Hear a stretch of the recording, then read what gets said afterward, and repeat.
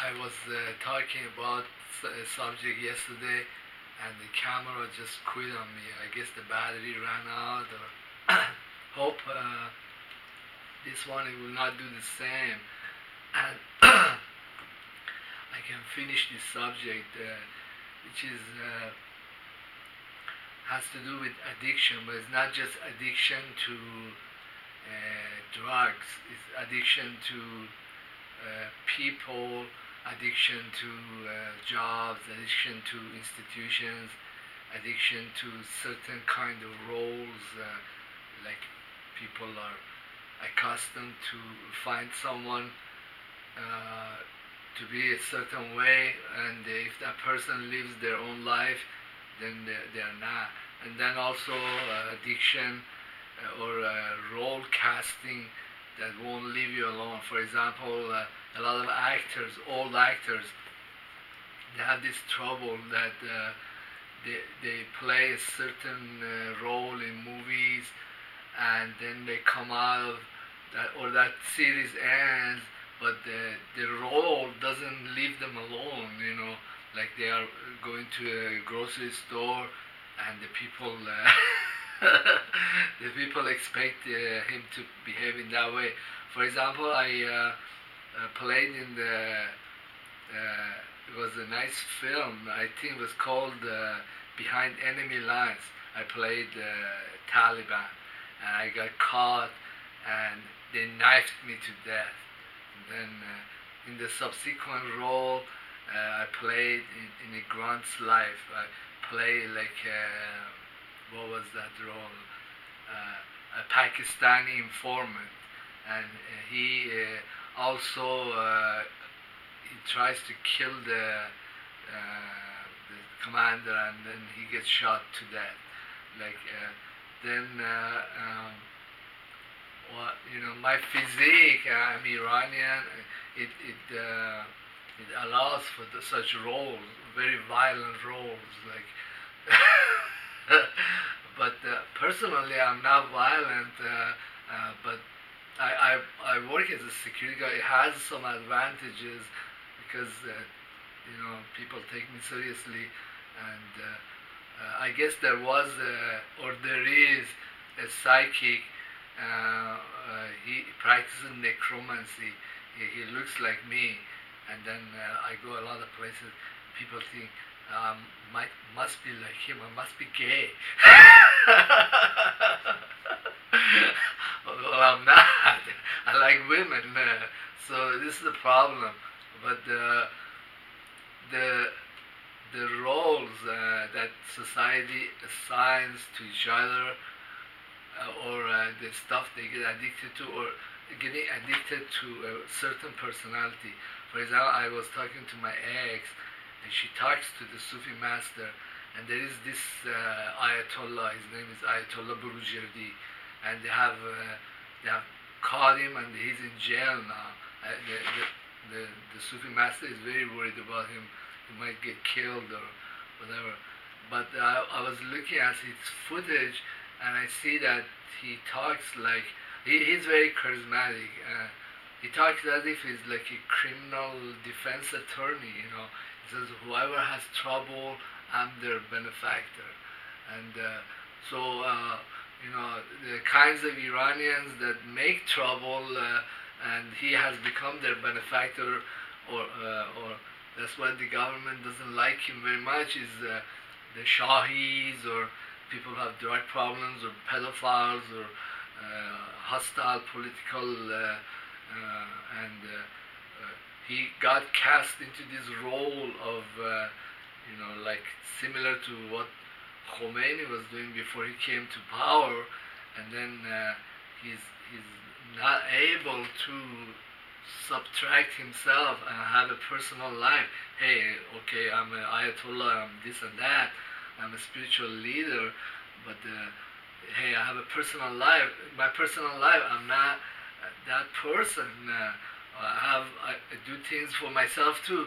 For example, if you play in a movie, usually when I finish a film, at the end of the film, it takes me 2-3 weeks to decompress like to get out of that role, because when you go in you're playing a role, it's like a part of your psyche becomes completely this person. I know an actor, he played Jesus. Well, I like Jesus a lot, but I don't want to be Jesus every single day. Something happened to him. He went mental, and he looks like Jesus, always looking up. I don't want to be the Taliban or the Pakistani informant, always like looking for the knife. I do have a knife, but I don't use it in my personal life. It's for other, for cutting tomatoes and other things. Anyhow, the role casting, it can have very negative roles, and also some old actors, they often have a real struggle to be able to go and play different roles of a person. Actually, I got a role. It wasn't anything that I got paid for, but yeah, the guy wanted to make a film about how people fall in love, and I talked about that. I like that a lot. I think we should make more love, or I should make more films or be in films that's about love, and that's what motivates me, or sex, or nice Russian vodka. That's a real motivation, or money too. But I get motivated by spiritual experiences like etasal, communion. Those are valuable. It's like getting paid in some form. Payment doesn't have to be in a certain way, but in the poems of Molavi, the first poems that he talks about, there was this guy. He had a parrot that he was very fond of. This is like a story, and then the parrot could talk, and so this guy was talking to his parrot, and he asked her, I'm going to a trip, a business trip to India, and there are many parrots there, beautiful birds, and if I find another talking parrot, what do you want me to ask her or him? And the parrot said, oh, I'm so in jail here, really, and I have this merchant, he's keeping me, I can't fly around and do this and that. I think the original story was not a parrot, it was a canary, I think, because the Iranians keep canaries too. They're very pretty. And so he goes to India and he finds another talking parrot, and then he asks him, my parrot asked me this, I'm in jail here, like, he treats me well, but I have no freedom. And then when the merchant finished talking to this other parrot, the other parrot just completely fell off the tree and died. Then the merchant, he was very saddened, and he came back. He came back to Iran from India with many gifts and all that. Then when he was talking to his parrot again, he told her, I did this, I went over there, and this parrot, I told her what you asked her, and he fell off the tree and completely died. So after he finished telling her, his parrot, this, she fell in the cage and died. So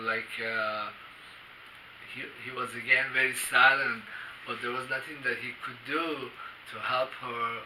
So he kind of took her out of the cage and set her by the garden to see if he could bury her. And so he was distracted for a little bit. Suddenly this parrot came to life and flew away very sharply. And she was sitting on top of a tree, And he called on to her and asked her, what happened? Why are you flying away from me? So basically, she said that my my expectation, the role that I was playing, what I was doing with you, was like the prison that I had constructed, because it takes two to tango. Okay, so for Ayatollah Burujirdi to get out of jail and resume his personal life, he has to decompress. He has to do something similar. Well, I was thinking of sending Ayatollah Burujirdi a very nice case, 12-pack of Russian vodka to his home, or well, somebody might be asking himself this question: if he's such a great spiritual leader and teacher, why are people sending him so much vodka? I mean, does he have a vodka problem? I've heard the Ayatollah Burujirdi likes vodka. Do you think this rumor is true? I'm sorry. The only reason that I personally stopped drinking vodka, I don't drink the expensive stuff. I used to drink the cheaper stuff. It's because it was inflamed my pancreas, and so then all the extra money reinvesting it in sex pills. I found some really good ones, and this way, on all the websites that are dedicated, like Tinder, to get some women instead of the vodka. I'm not a spiritual teacher, okay? You can be very assured of that. Thank you very much. But then the other addictions, you can't get over them. I have a video, it's called Supremacy of Consciousness. The Sufi master said that if there is something in your life that you don't like, you got the person who can change that, and that's you. Just change it. Because if you make a decision in your soul that you don't want to do something anymore, and something is just not right, you can make that decision, and you can make it stick. His way of saying it is that you are the barber and you got your hair and your scissors, but that's very Iranian example, you should watch some of my other videos, and anyhow, that's addiction recovery is a very nice industry. Well, when I was in Laguna Beach, I used to go to this rehab. God, they got really pretty women. Such, I mean, maybe I need some rehab. Thanks.